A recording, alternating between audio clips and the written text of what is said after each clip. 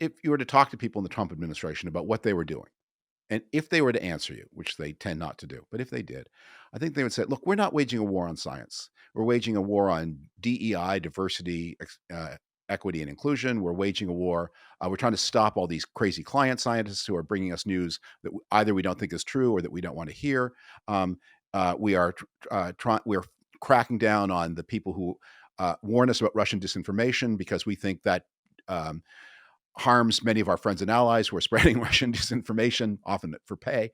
And I think they also have a sense of there may be some sense of ideology that this research anyway should be done in the private sector, not the public sector. So we're not waging a war on science as such. We have a very specific list of targets. Do you see any merit to any of that? Is there anything that one could concede to the case that they're prosecuting, or is it just dumbassery all the way down?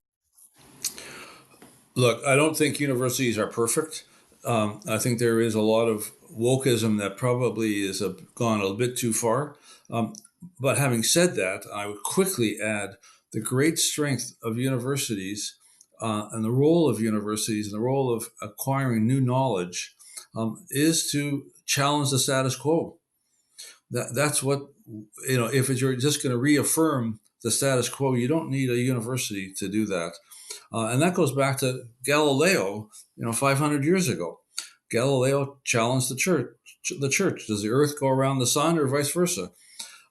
So I think political leaders have to allow for this freedom and this openness and small L liberalism that goes on in universities if they're going to get the kind of value out of universities that have been going on for 1,000 years now, since Oxford was created.